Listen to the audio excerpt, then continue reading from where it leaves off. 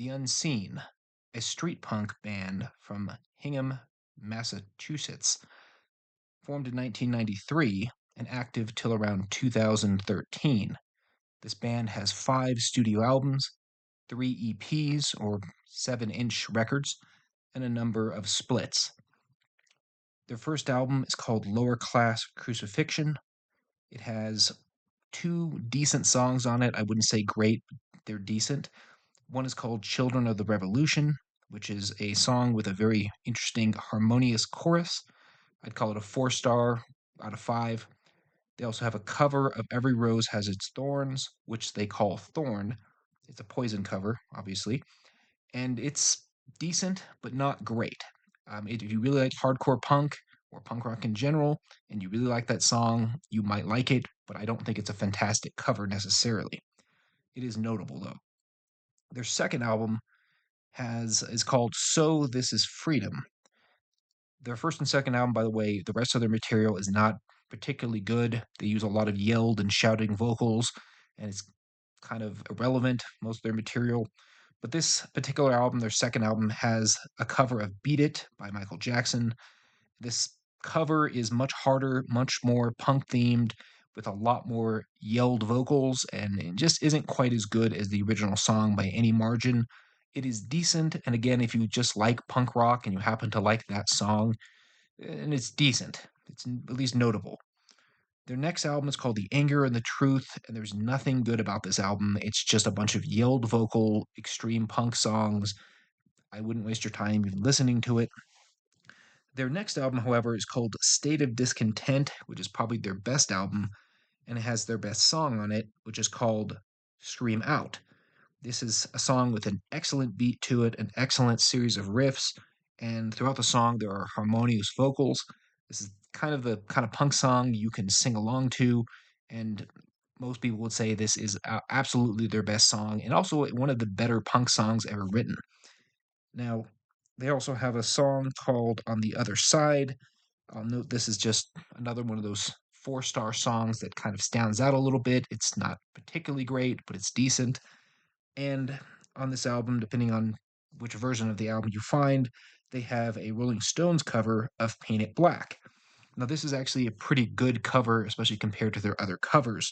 They do use yelled and screamed vocals, and it's very punk oriented, but they also mix it with actual singing for part of the song, and it works really well, even though it's a punk version of the song. And I would recommend it. Now, they also have an album, their fifth album and final album, called Eternal Salvation. There is a song right in the beginning. It's actually the intro song called Brittle Truth Thee. And this song is a great instrumental song with a sort of news montage mixed in with the vocals. And then the song kind of ends and it goes into the album, which is just more yelled, screamed, really hardcore punk. I feel like this song could have been better. It could have been the intro to a much more epic and interesting song if they had written it better, but it is a very good intro and somewhat of a standout. It's kind of disappointing that they didn't do anything else with it, but it's still, in my opinion, worth listening to. Now, they do have 3 EPs. I didn't feel like any of their EPs were particularly notable for most of the music on them. They're all very quick songs, and they're and a few covers, I should note. I couldn't find every single song to listen to for all their songs there because some of them are kind of rare, but I did find the majority of them. I will note a couple of the songs that are on them. One is a Misfits cover of the song Halloween. This is a decent cover. The original version is way better. This is, of course, a yelled and screamed version and much more hardcore punk as a result of it being played by the Unseen. It's decent, especially if you like the Misfits, but I wouldn't necessarily recommend it. Another one is a song called Violence in Our Minds.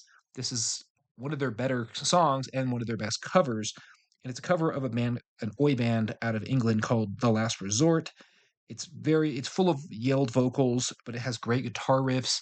I'll note this the Last Resort's kind of a controversial band because of the oi movement. So, I mean, in itself, it's a good song, but I don't necessarily support the political viewpoints of the oi bands or anything like that. but I'm just judging the song by its character or whatever, or not by its character, by its structure more than anything else.